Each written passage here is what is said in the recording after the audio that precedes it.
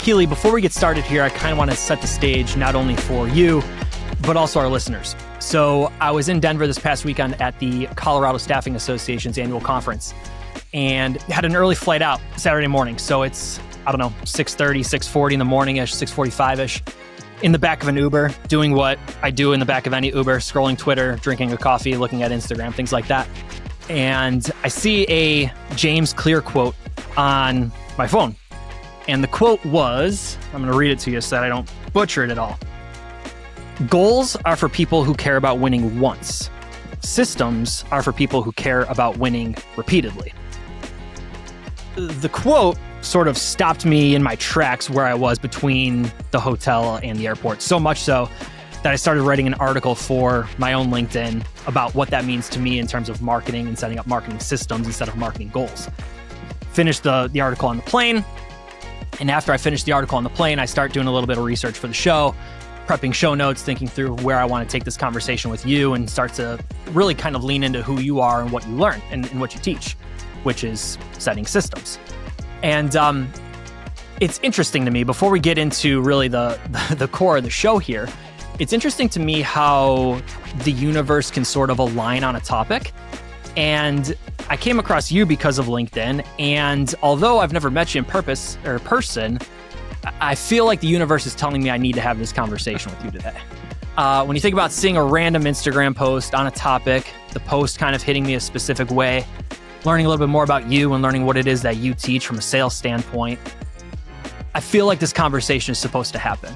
So a long way of saying, hey, welcome to the show. I appreciate you talking to me for a little bit. And as we get started here, Keely, I want to get your thoughts on that quote that I had from James Clear, which is from Atomic Habits, and really a methodology from Atomic Habits. Goals are for people who care about winning once. Systems are for people who care about winning repeatedly. What's that mean to you?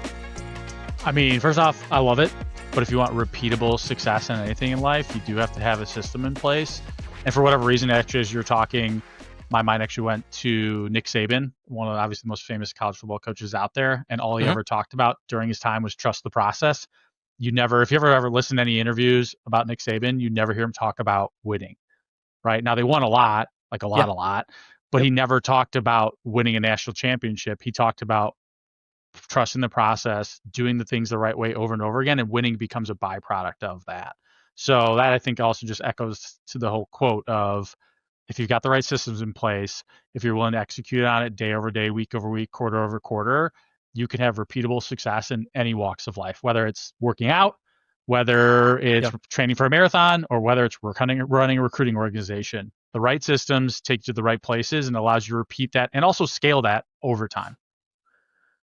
Coach McDermott, I'm a Buffalo Bills fan over here, live in Buffalo, also says trust the process. And we are and have and will continue to trust the process until I am told not to by Coach McDermott. But much like Nick Saban, the exact same methodology goes for One Bills Drive over here in Orchard Park, New York.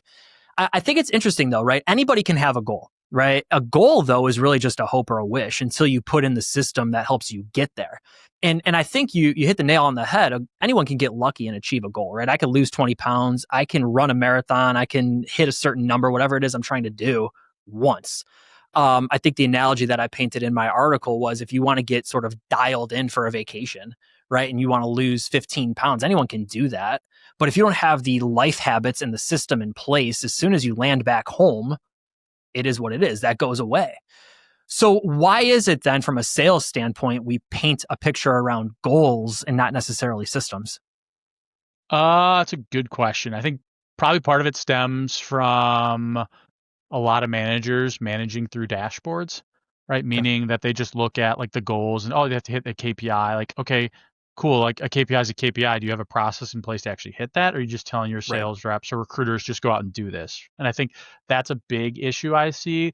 The other thing too is people aren't really willing to put in the work to create the processes and systems because it's hard. It's boring. I was actually just on a call before this where we spent the entire hour creating buyer persona battle cards. That it's not fun work creating these processes, but we know by putting in the work today, it will now be able to be repeatable moving forward, and it will lead to the success we want to get from a revenue growth perspective.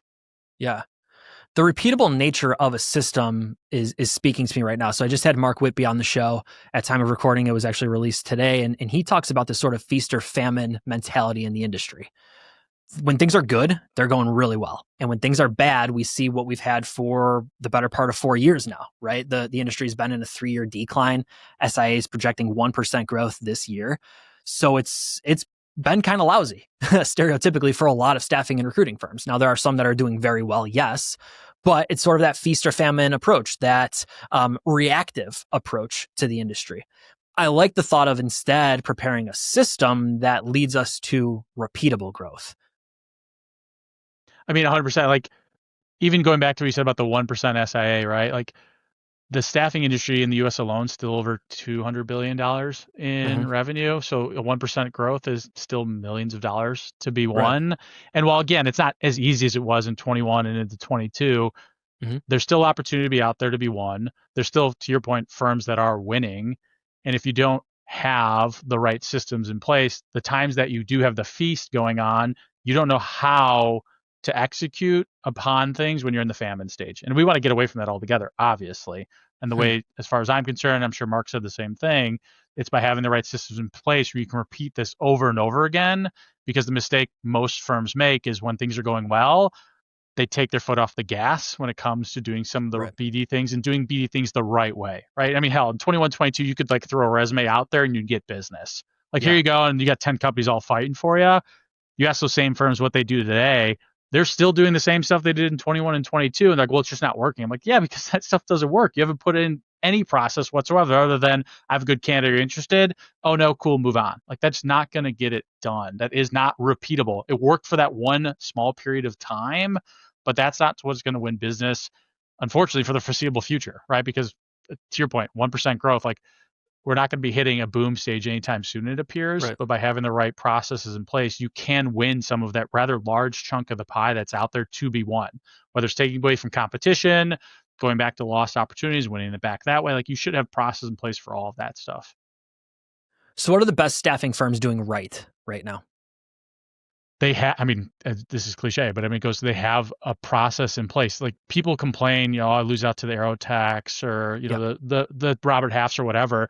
Like, the reason you lose out to them is not because they have better personnel than you. It's because they have better process in place. They hire 22-year-olds fresh out of college who, by the time they're 25, can run laps around people that have 20 plus years in this industry who don't have a system in place. That's what the great firms do. They've created themselves a playbook that they can hand to 20 new hires every summer and say, if you follow this, you have a high probability of being successful. There's no guarantees. It is sales, right? Like, but if I've got a roadmap that says, hey, follow this, and there's a good chance you're going to be successful, I'm going to want to follow it, because there's others that have paved the path. There's others that have done this and shown that it does work. And that's what the bigger firms do. And even the small, great firms do as well. They have a playbook that they can then hand over to someone else and say, this is how we've done it. Here's the results from doing it. Now you go out and do the same thing, and there's a high probability you'll have some of the same results, if not better. Yeah. It's almost like an internal case study. We have seen this work. We have the challenges. We know what we did to get there to see success, and these are the results because of it. If you follow the playbook, we can, within some sort of predictability, understand that you'll probably see similar success. I guess, again, then, where I'm hung up on is, if we know this is true, and if we can accept that it's true, why don't we get started in creating more of these playbooks? Why are there so many staffing firms that are struggling right now? Shiny object syndrome is probably a big one, if I just have to be honest, right? Every day, there's new tools being rolled out. And while it's fun to dive into them, learn a little bit about them, they don't fix your core problems, right? Tools are meant to enhance what you're already doing. And if you don't have the solid foundation in place in terms of, like, this is how we do things from a process perspective, and now it's time to find a tool that helps amplify or buy back some of my time or whatever, you're going to run into issues, because people right now are turning towards a variety of tools to save them on the BD side, because they're being marketed as some savior to their company. Oh, buy this tool and you'll get 10x new clients. Like, that's just not true, right? Like, you need to have a system in place and then figure out, okay, this tool can fit into this particular part of my process, and I can win back 3 hours of my time each week to go do something else, right? Or it can help my team become more efficient, or it can help me save administrative time, whatever it is.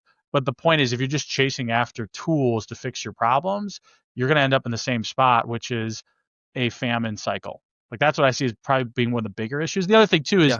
I don't think a lot of people think through things like systematically. They don't think about, okay, when I find a new company, and one of my favorite questions to ask everybody is when you find a new company, what are the 4 must-have steps your sales reps need to do upon coming across this new place?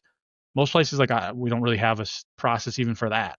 Like, so you don't Yeah. even know like how you're going to map out your accounts. You don't know who you're going to be going after. You don't know what your first message is going to be. Like, you should have all of that stuff systematized because that is the beginning of your buyer journey for that particular new account. It's the first time they've heard about you, they've seen from your sales reps, whatever it is, and we want to map out their journey from birth to death, as I say. I just had Yeah. to talk with someone the other day. It's like ultimately like there's only 3 kind of like endpoints when it comes to a lead's journey. They either buy from us, Mhm. great. They tell us to go to hell, okay, happens sometimes, or it's a hey, Sure. it's a not now, which is a nurture one. That's Yeah. it. Like you have to figure out though, from the moment I find someone to that one of those 3 endpoints, what's happening everything in between. And even also, like if they tell me to go to hell, what's our reevaluation strategy? Do we go back later on? If they tell us not now, what's our nurture process? How do we make sure we stay in front of them so when it is the right time, we're the logical choice? Yeah, I had somebody on the show recently, and I apologize for not knowing who it was that said it, but they basically said that sales is a series of small agreements, and you don't necessarily need to close the deal on the first call, but you need to know what the first agreement is going to be, and how do I push that person further down either the sales funnel or get them to a point where they don't want to be in the funnel anymore, and they can tell you that, and you sort of have this yes or no. I like that mentality. I like the thought of saying, okay, where am I taking this person down the journey? What does the journey look like? But to your point, if I know that there's a new company that I absolutely want to work with, we need to have the system in place for what we're going to do to not only get in front of them, but have a conversation with individuals, or at least have the opportunity to have the conversation with individuals. We shouldn't be coming up with that every single time we find somebody new that we want to talk to. No, like if you're the amount of hours you'd be wasting or your team would Yeah, be wasting every week having to come up with that stuff would be astronomical. Like there's already enough administrative right. stuff most people have to do. Like let's not add more to our plates that are already filled with things that are not what I would consider revenue generating activities. Mhm. And to your point about like the small agreements, right? ABC used to be always be closing. Yeah, I like to look at it as more as always be conversing. In our industry, you should yeah. just be having conversations. Now, do some end up in deals? Yes. Do some Mhm. end up in not right now? Yeah, that as well. But like if you're having conversations with your ideal clients, you're learning, like even little bits of Yeah, information can help later on, right? Because if I talk to somebody and they say, hey, look, I'm interested right now, we're in the middle of a large system integration or overhaul or whatever it is. I'm like, okay, cool. I'm making note of that, right? Now I've got another easy touch point 3 weeks from now when they're done to see how it's going and continue that conversation. Because if I have an ABC mindset, to your point, I'm just moving the ball forward bit by bit by bit to the point where they say, yeah, okay, now it's time for us to work together. I'm willing to buy. I think the challenge there is, at least the data I've seen, is 90% of sales reps give up at the 4th attempt, right? So if we know it's going to take, again, the research that I saw, 17 to 20 touches for someone to fundamentally know we exist, and 90% of sales reps are giving up at the 4th attempt, we're not always conversing. We're not actively working to close because we're giving up, right? We're either calling people or prospecting and we're not getting anybody on the phone after the 4th attempt, whatever it might be, and we're giving up. We're moving to somebody else. We're sending, I would hate to say it, but a cold LinkedIn in-mail hoping for a sale right on the first in-mail, but we get them all the time. So we're going to say that that exists because I see them in my inbox, and we're giving up at the 4th attempt. If we're working towards the conversation though, and being human and putting the human relationship back in an industry that is people driven, that to me feels like a heck of a first start. Yeah, I mean, the end goal with every conversation shouldn't be to close a deal. Like it just should not be. It's a binary Right. mindset. You're setting Right. yourself up for failure, to be honest, because you could have the world's greatest cold call or hell, even a meeting itself. And if your Mhm. thought is, I didn't close a deal, it's a failure, you're setting yourself up for long term pain, long term failure Right. yourself because you're not looking at it the right way. You're not learning that, hey, I learned a little bit more about this person and this organization. The ball's being moved forward a little bit more. And to your point about the touch point stuff, I always like I hear those stats and I'm both like disheartened because obviously it's a lot of touches it gets to, Mhm. but also I'm motivated in the sense that if I just simply put in the work, I'm better than 90% of the people out there. Because if that Yeah. 90% is giving up after 4, and I'm willing to Yeah. reach out 17 times. Like, I don't even have to, and I've always said, I'm not a world-class salesperson. Like, I've always thought my like superpower is just trusting the process and sticking to it. Yeah. And if I just say, okay, cool, like I got to get to 17 touches. Now I want the touches to add value. Of course, I'm not going to be just checking in emails and just checking in calls. But if I'm willing to like put in the work and map this out, it's like, cool. If I get to 17 touches, or hell, if I get to 5 touches, actually, I'm better than 90% of my competition. I just got to beat the other 10% now. And that's a pretty good spot to be in as far as I'm concerned. Yeah, I told you as we were prepping for the conversation that I completed my first marathon this last May. And as a result of that, I sort of came up on the gospel of Nick Bare, which is go one more, right? So if you're only going to run 9 miles, go one more, do 10. If you're going to put in a little bit of work, again, go one more and just do a little bit extra. And in the sales landscape, I've sort of taken on that methodology as well, right? And to your point, if the bare minimum is 4 outreaches and I only need to get the 5 to go one more, I think I can do 5, right? And it's a good mentality to be in, right? It's like I can't run 26 miles, but if I'm at 17, I can go one more and get to 18. I can go one more, get to 19, right? And it sort of just ripple effects from there. But for the whole sales mindset of, can you just have one more touch point with a prospect that you really, really want to help? Not necessarily sell to, but help. Yes, you certainly can. When you think about the process of, and you alluded to it, you shouldn't always be looking for the close. What should the average sales rep be looking for when they are reaching out to somebody? What does the end result of a phone call look like? Yeah. I would say, as you're saying too, I thought of a phrase I like to say is like, seek to understand, seek to help, sales occur, right? Like that. If you go into a conversation and just say, I'm there to try to understand what's going on in my prospects world. What are the challenges they're facing? What keeps them up at night? If I go in just learning that information, nothing else, no meeting, nothing else. If I just learn that, I consider that a great conversation, because now I know what problems they're facing. And now my future outreaches can be geared towards that. And now I'm trying to seek to help them. Or if they're saying, hey, I'm dealing with X, Y, and Z, okay, cool. My messaging is going to tailor to that now. I'm trying to help them out. And if I go to help them out, inevitably a sale's a byproduct. But in any outreach, I think the ultimate thing everyone should be thinking is seek to understand what's going on in their world, not what's going on in my world and how I can sell them this service. No. Wrong way of thinking about it. What's going on in their world? What keeps them up at night? Let me understand that first. And then ultimately, I might not even be the right person to fix the problem. Right? Like if I'm in the recruiting space and they say, well, hey, I have this software that is just crapping out on me and I need to get rid of it. It's like, well, I'm not a software salesperson. I can't help you there. I might know someone who does, though, and I'll make an introduction, of course, because that is me helping you today with your current problems. And guess what? Maybe 6 months from now, they remember that and say, hey, look, because of that software change, we've had to upgrade our team. We need to hire 4 more people. Can you help me out now? But again, if you're just coming with this closed mindset of it's just about me, what I do, you're going to miss everything that's important during that conversation. So to your question of like, what would you tell a rep is go in, understand them, their problems in their world, and then take the conversation from there after you've learned that. That's where I see the best staffing and recruiting firms behaving differently as it relates to marketing, is then taking that insight and making sales enablement pieces, making marketing support materials that speak to each pain point. I think the industry as a whole sort of has this blanket approach to marketing where it's here's who we are, here's what we do, here's how we serve. And it's very me focused, and it's not necessarily tailored to the pain points that are specific to each prospect that they're trying to reach out to. And if we know, okay, this is this person's very specific pain point right now, then we can deploy an entire marketing automation campaign based off of that pain point, based on that challenge. We can surround those individuals with pay-per-click advertising and other marketing components and marketing elements that are very, very specific to that pain, right? We see this in consumer goods all the time. If you're into golf, Under Armour is going to serve you ads based on golf polos, golf shorts, golf clubs. You're not going to see basketball shoes. They know what it is that you're into. They serve you more ads and more materials like that. We should be doing the exact same. As you're uncovering those pain points, as you're uncovering those challenges, what it is that you then say in your marketing messaging should be very deliberate to the pain points. That's the easiest way to get through to somebody in my mind. Hey, it's Brad taking a quick break to tell you about my friends at Benefits in a Card. Let's face it, traditional benefits don't work for temporary employees. They're expensive, confusing, and often go unused. That's where Benefits in a Card comes in. For 30 years, they've delivered benefit plans tailored to the staffing industry. With over 140 unique plans offering immediate coverage and unique perks, including free RX, they help reduce turnover, improve ACA compliance, and give your workforce something to feel good about. Want to give your staffing firm a real edge? Start with my friends at Benefits in a Card.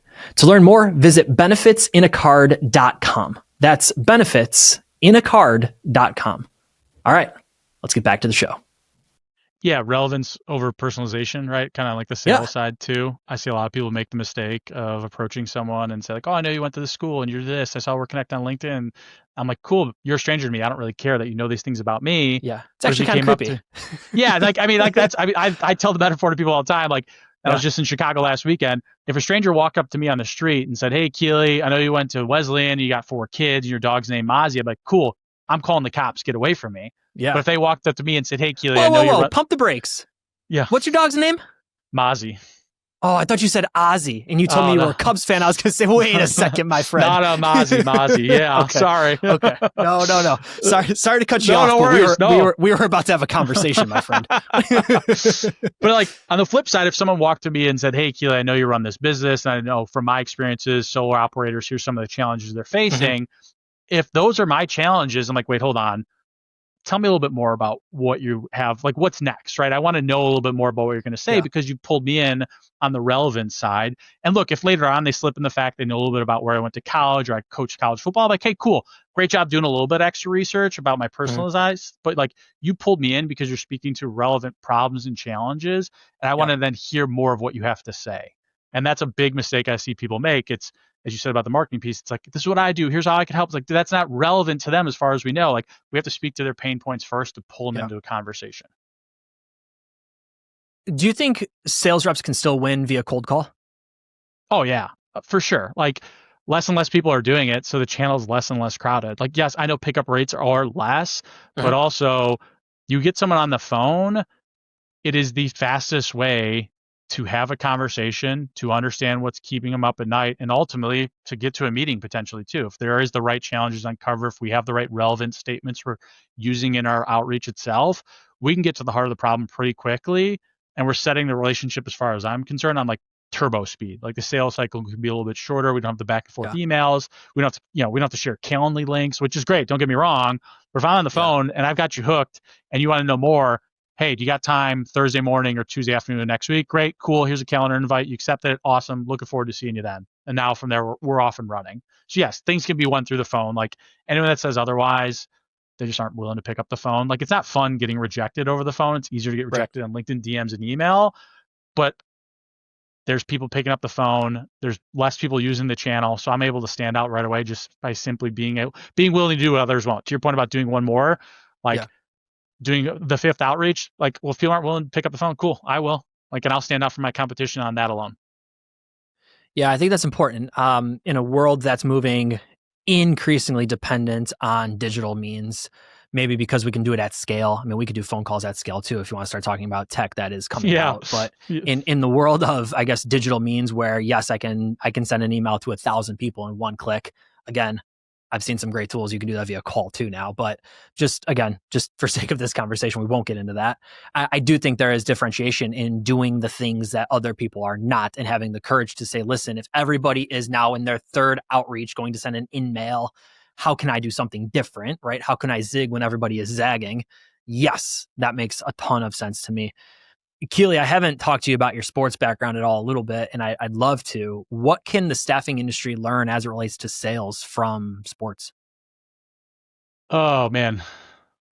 I said is this its own conversation? Yeah, no, I mean, I already said trust the process. I'm like, I could repeat that again, but like, I would say the biggest thing that I've carried over from both playing football, coaching football, and in any sport in general. Hell, I even coached my kids' Pee Wee soccer, and I've never played soccer in my life. So I had to do research about how to be a better coach in soccer. Every sport, and this is transferable to sales as far as I'm concerned, it all remains the same in terms of the fundamentals. So I'll stick with football, for example. Sure. The game of football has not changed in 100 plus years, right? And people are like, wait, no, it has. It's like there's the forward pass, there's this. So like, all correct, but it comes down to who can block and who can tackle. Like those are the 2 fundamentals of football. What has changed is how it's presented, right? There's shotgun, there's spread, there's wing, there's power I, okay, cool. It's all the same stuff when you look at the fundamentals, which is blocking and tackling. And guess what? Every professional, whether in the NFL for 15 years or it's their first day on the football field, they work on the fundamentals of blocking and tackling every single day. The same stuff's transferable to sales as well. What are your sales fundamentals that you need to rep and work on every single day, and then build on top of that? Because once we have the foundation in place, we can do a lot of fun things. Like the offense I'm coaching at right now, we're up tempo. We run plays every 15 seconds. We got a ton of window dressing, but we didn't get there until we've mastered the fundamentals of how we're supposed to line up the correct way, what our splits are, so on and so forth. And the same thing I think applies for sales. You get your sales foundation pieces together first, and then you can add the tools, the fancy stuff, the window dressing, wherever you want to call it, right? But without it, you're not going to be a good football team, and you're going to be a terrible sales organization without the fundamentals in place. Why don't staffing firms have the fundamentals in place? Why? From what you've seen. They're boring. Like, honestly, like who wants to talk about the boring basics of a job over and over again? Who also wants to like hold people accountable to doing the boring basics over and over again? Like the consistency around doing that is hard because we as like humans, as far as I'm concerned, like back to shiny objects, we want the fun, exciting stuff. Like that's fine. But one of my favorite quotes is success is hidden in the boring basics. People don't want to do the boring basics. They don't want to take the time to work it, to rep it, and do it over and over again. If you are, though, you're going to naturally find success. It's like it's not actually hidden. It's just people aren't willing to do the boring basics over and over again. Trust the process. Be consistent. Do the same things over and over again because we want to like make it flashy and whatever. I'm like, that's fine. But that, as far as I'm concerned, is just a distraction. Get back to the boring basics of the job. It's interesting finding joy in the journey and going through those fundamentals. I'm thinking back to golf now, and I'm thinking, how many times has Tiger Woods hit a 7-iron? Just a clean 7-iron. Millions. How many times has Scotty Scheffler played an 8-iron off the deck and just hit the same 8-iron off the deck repeatedly? And it is those boring fundamentals that make people great. And in sales, I think you're spot on. And not to just reiterate what you're saying, but it's speaking to me. The thought of just how is your first opening call? When you call a brand new prospect and you call a brand new logo, how is that call? Have you done it in a while? Or are you rusty? Do you need to practice those fundamentals? Do you have that down so well that you can do it in your sleep, that your family can do it in their sleep? There's times I joke when I was just at the Colorado Staffing Association and somebody had mentioned that they liked my talk and they asked me if I practice a lot. I said, I've given this talk so many times that I think my wife could give this talk without me here.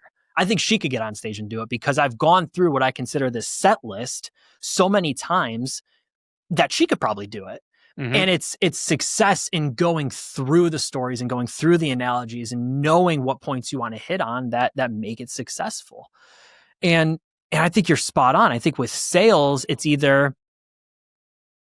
well, it hasn't worked, so we got to try something different. So again, we chase the shiny object. Yep. Or we're chasing so much that we've never mastered the fundamentals that actually work, or we don't have the right coach in place.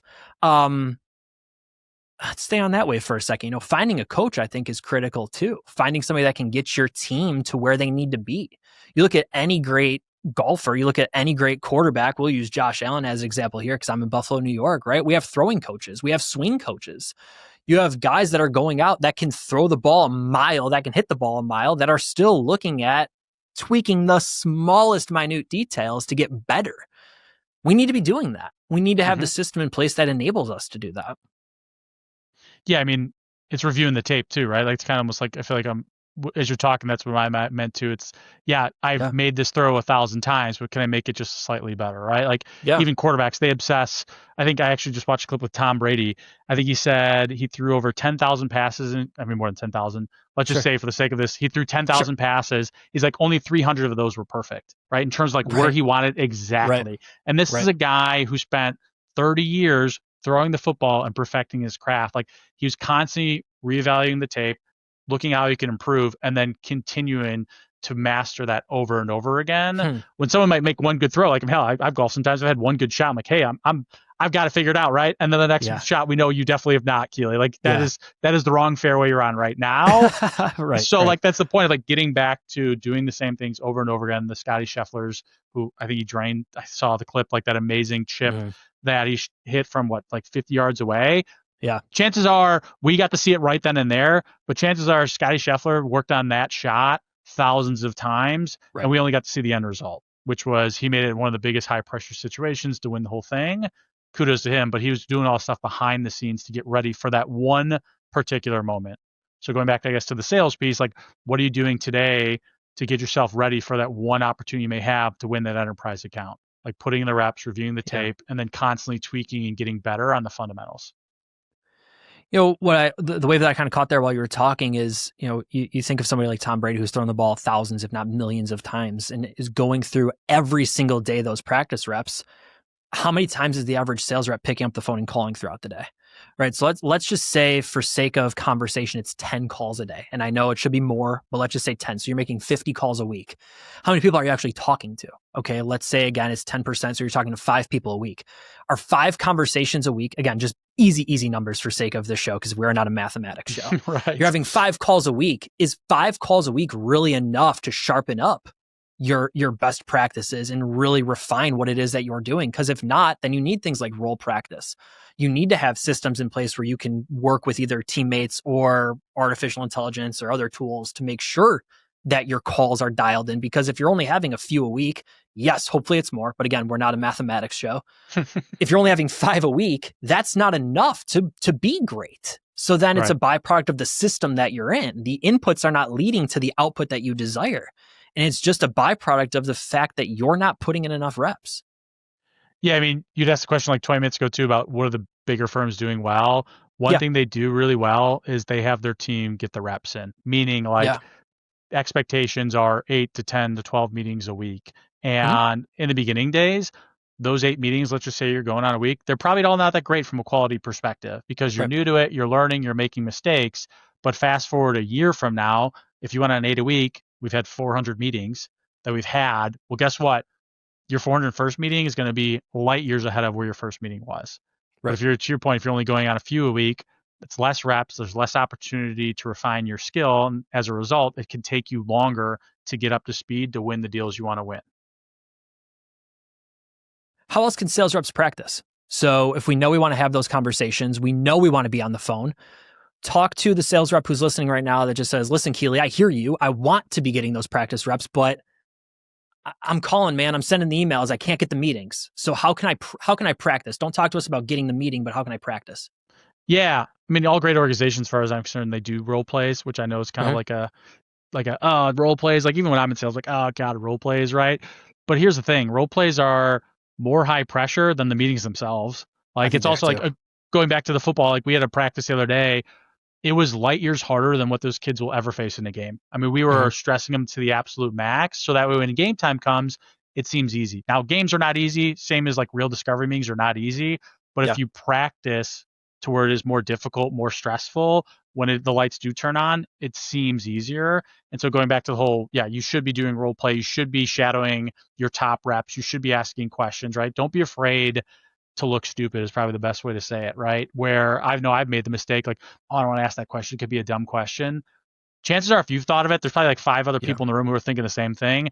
Don't be afraid to ask the question because that's how you get better and that's how you learn. And then you take that, you work on your role plays, you work with your peers, whatever it is, you get the tough feedback and then you apply that and you get better as a result. So when the lights are on, you're at your best performance because of all the practice reps you put in prior. Yeah. Yeah, I love all the sports analogies we painted here. And again, I think it's interesting how you and I came to be, right? I think I saw one of your LinkedIn posts. You finally put up 315 on the bench press, which is a hell of a number, my friend. And it's interesting, I don't believe in random fate, but I do believe when the universe starts to present the same, I guess, topics or themes to me repeatedly, there's a reason for me to be thinking and listening and doing, right? So perfect example, I signed up for the Buffalo Marathon because I heard about the word and concept marathon 3 times within the same week. I flew out to California Staffing Professionals. The keynote talked about it. My best friend talked to me about it because he wanted to sign up for one. And when I got home randomly, my wife said I should run one before I'm 40. I'm 34 right now. So serendipitously, the universe was speaking to me, and now I feel like the universe is talking to me about systems over goals, which is interesting because I, for the longest time, have thought about SMART goals as the destination, but really, I think now SMART goals are really just benchmarks. They're checkpoints. Yeah. If we have repeatable processes and we have systems in place, the goals are nice to have. Yes, I want to have $100 in the bank, but that's really not the end result. That's the system to get me to checkpoint A so that I can have $200 in the bank, $300 in the bank. And when we think about a sales standpoint, the goal isn't to get one job order. It's to build the system so that we can do that at scale repeatedly. So lately I feel like right now systems are on my brain. But yeah, 315, huh? You want to talk about that for a second? How'd that come to be? I mean, okay. I got to put more context around that, right? Just because I'm embarrassed. Was it a lie? Was that a LinkedIn AI lie? No, that was true. There's probably even more that I don't want to go in full bench bro mode, but sure. I definitely did more than one rep of that. I'll just say that. Okay. But the reason I put that up there was part of right, the systems or just ways I can improve myself was this year I've gone alcohol free. Right. And I've said, hey, look, I've committed no drinking. I'm going to just focus on getting better in my health. And one of my goals was to hit my old bench reps from my college days, which was 315. And that's what got me there. And I laid out my goals / had a plan in place from a workout perspective, went and executed it. And I put the post up there too, because I put up a few posts around being alcohol free, and typically I have a few people reach out to me saying, hey, thanks for sharing your journey, or thanks for sharing your story, because you never realize, like, you put messages out there, it can resonate with people you've never even talked to, and it can change their lives for the better. And that's, I mean, hell, it's a big reason why I started my company in the first place was I said, I'm going to post on LinkedIn. I'm going to tell people the honest truth of like what it is to be in sales and how it's difficult and hard and it takes time, but it's also really, really rewarding. And it can be a ton of fun, and financially it could be awesome. And if I could just impact one person by doing this, I'm going to be really happy with myself. And that's literally everything I put out there from a content perspective. Is I always think I want to impact one person's life today for the better. Yeah. And that's where that post came from. Yeah. And then the system piece, because as you're talking again with the goal and plan, and maybe I think it was Herm Edwards that said it, again, sticking to the football thing. He said a goal without a plan is a dream, right? Yeah. You're just up there wishing and hoping for the best. But a goal with a plan, right? AK plan equals system, is something you can actually execute on and achieve, and then hopefully move beyond that point as well. In terms of like, my goal is 1 million, cool, I hit it. Now what are the processes I need to hit to 5 million? Because those are different, right? Different goals come with different systems and processes need to execute upon to get to where you want to go. Went sober for a year and a half. So congrats on your journey here. I have a different relationship with alcohol now, which I am much more comfortable with. And I'm glad I did what I did to get to where I am today. But I'm with you. The more that you talk about it, the more you also realize a lot of people are in the same boat. I actually think alcohol consumption, I feel like I just saw it's down like 60% or something like that in the United States. Is that the right number? 63%? Lowest level in like the last 50 years or something like that. The whole, it's massive nosedive across all age groups too, for that matter. Yeah, I just saw that, which is interesting. Again, repeated topics coming back to me, which means we had to have this conversation today, Keely. So I appreciate it, my friend. Keely, before I let you go, I want to give you the opportunity to share a little bit about you and what it is that you do. Hey, it's Brad taking a short break to tell you about an offer exclusive to listeners of Take the Stage. 30 minutes of strategic marketing consultation with me, completely free. Hey, whether you're looking to drive more sales or more job applications, I want to help. Visit bit.ly/stage offer. Pick a time that works best for you. That's it. Again, whether you want to drive more applications or more job orders, I want to help. That's bit.ly/stage offer. All right, let's get back to the show.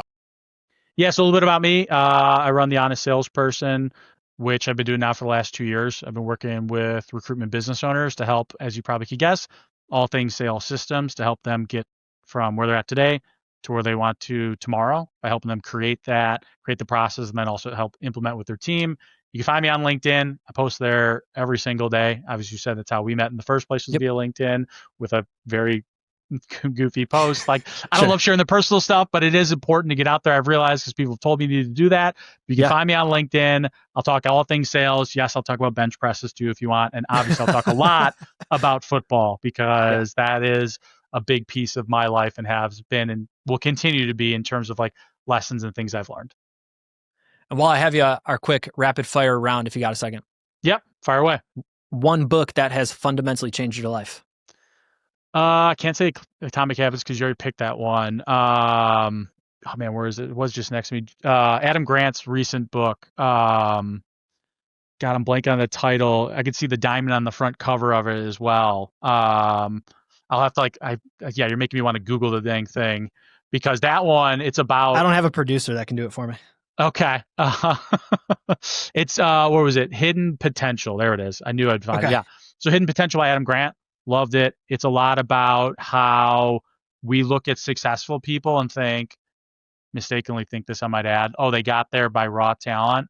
And he really breaks down the ability of, going back to systems, having the right system in place. One of the things that stood out to me was something called scaffolding, which is the ability to like help people level up bit by bit and placing proper scaffolding around them to get them to where they want to go to. I'm actually in the process of reading it for the second time because I read it last year. I'm reading it again. Like, definitely one of the best books that I've ever read. And it's highly entertaining too, in addition to like some really, really insightful like topics and takeaways you can use in any walks of life. Perfect. And one piece of advice that you would give to somebody just starting in staffing and recruiting, what would you tell them?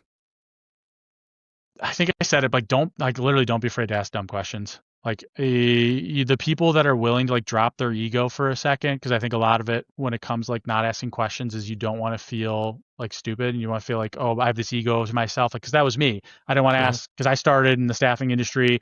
I'd been coaching for 5 years. I was a 26-year-old. Most people in the pit around me were fresh new grads. So I'm coming in thinking like, oh, I'm gonna have this thing figured out because I've worked, so to speak, for the last 5 years.